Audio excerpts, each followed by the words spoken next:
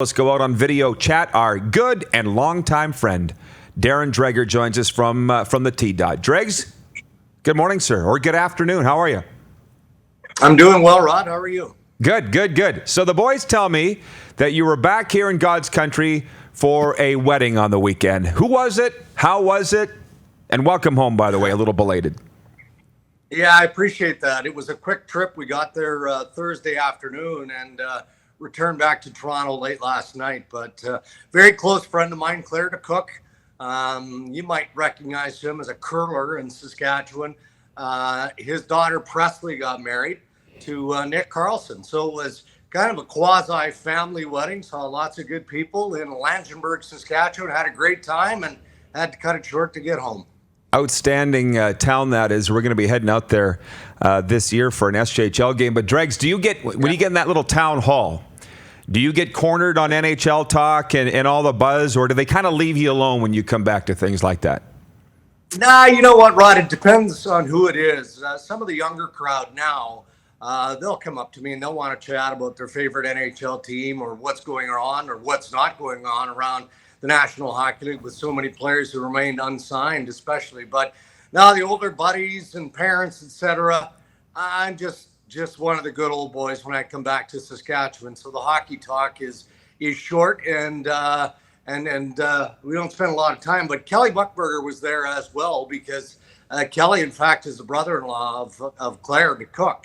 So spent a lot of time with Bucky over the last few days. So we caught up on some things, including, his stint in the Western Hockey League now as a head coach there in Tri-Cities. I think Bucky's from Langenburg, too. He is, absolutely. He is. My brother played with him with the Moose Jaw AAA Playmores, Bucky. By the way, guys writing in from Kipling as we roll and says, Dregs, that Claire DeCock in Langenburg is easily the best ice maker in the 306. So they are paying attention this morning. And by the way, what we love about this show, Darren, is we don't just talk sports. We talk about life and things you wouldn't normally talk about. Because you've been gone for so long, and you and I met in 93 when you were the Wheat Kings and I was with the Raiders, I knew you had this Saskatchewan tie, but you're a Red Deer guy. Can you tell all our listeners and our viewers this morning what your connection to this wonderful province is? Well, with all due respect to Red Deer, Alberta, I was born in Red Deer, and I think I spent about 4 months in Red Deer as an infant. And then my dad worked for Sask Wheat Pool, so he transferred to Yorkton, Saskatchewan in 1968. So I pretty much spent all of my younger days in Saskatchewan around the Langenburg area and the farming community there.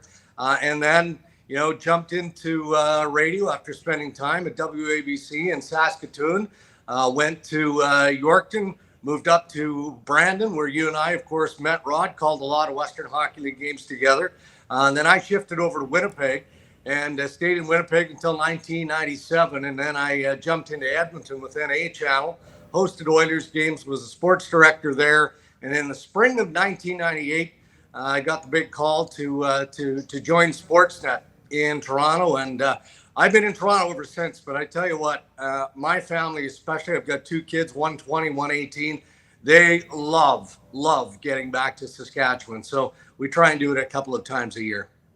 What did you think about the 3 Blues, by the way? So we'll get into the hockey talk now. The 3 Blues from here, and you probably saw them bringing the cup to the Ryder game and how proud that we all were of those guys. I know Saskatchewan players in the NHL are a commodity, and what a story those 3 and the Blues were all together. Yeah, no question about that, Rob. Look, I don't have a favorite NHL team. When you work in the business, you're paid to report and break news and tell the stories from the inside. So because of that, I have lots of friends who are employed by the National Hockey League and whatnot. But this team in St. Louis was a little bit different for me, and not just because of the obvious Saskatchewan connection, but that entire team, right from Craig Berube, well, let's start with ownership and then go to management and Doug Armstrong, and then to Craig Berube on the bench of the St. Louis Blues. And the fine character of this team really struck me. It really did. I covered the first round, Winnipeg against St. Louis, and I remember having a conversation with Paul Maurice prior to the start of this series, and he said, look, this St. Louis team is for real. And he felt like whoever was winning that series round 1 had a good chance of going all the way through the West. And he was a bit prophetic because obviously that's what happened. But, you walk into that room after a loss, after a morning skate at any point of the year, and in this case through the playoffs and in the Stanley Cup final. And you're always greeted with a smile and just pure cooperation. Those guys have been around the game a long time. There was an abundance of character in there, not just the Saskatchewan guys, but throughout that room. So it was a pleasure to watch that trek, watch them hoist that Stanley Cup, and be a small part of it from a reporting aspect. It was fun to watch from here for sure. Dupes, you go ahead, the big Leaf fan. And Marshall's got a question, too, from the Blackhawk fandom. What do you got, Marsh? You go first for Darren Dreger. Well, Darren, this Marshall Hamilton. This may be a bit of a deep question, but you've sort of got me thinking about this and maybe even partly answered it yourself. But in every league, whether it's the NBA or the NFL or the CFL or the NHL, it's a copycat league. Whoever wins the Grey Cup, whoever wins the Stanley Cup, whoever wins the NBA championship, the other general managers are all kind of staring at their navel going, what can I learn from what I just witnessed, and how can I transform my team to be more like that team? And, every sort of generation or so, there's one of those things where, hockey took a turn with that championship, and then hockey took another turn with this championship. I'm wondering if hockey is taking a turn after this championship, because this is a team, as you well know, that was in last place midway through the season and then turned around and won the Stanley Cup and surprised a lot of people.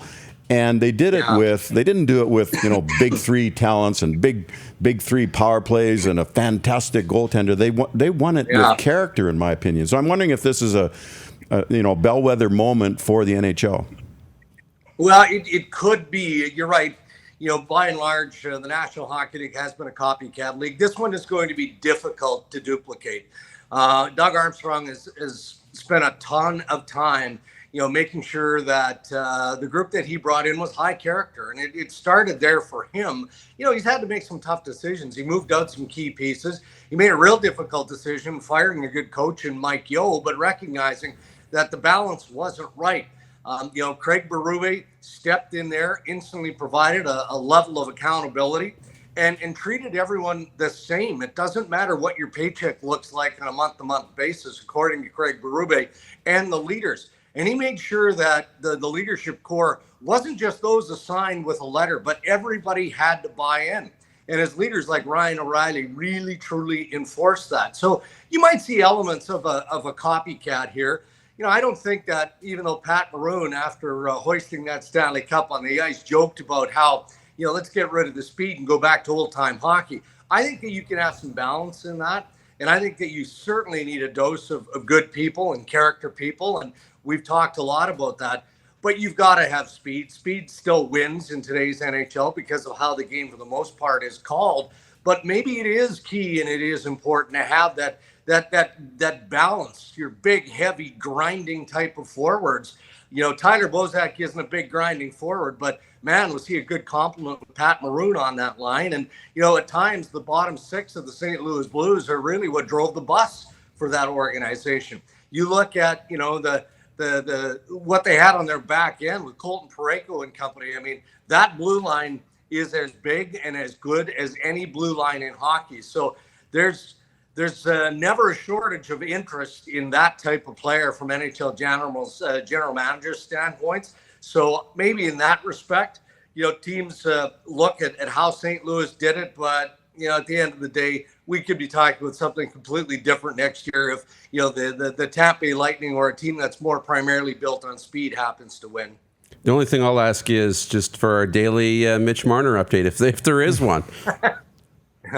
Well, I checked in this morning because I made the assumption that question would get asked, and there really isn't, other than, clearly there is no deadline outside of the obvious deadline in December where, the Toronto Maple Leafs and Mitch Marner are going to want to have something done.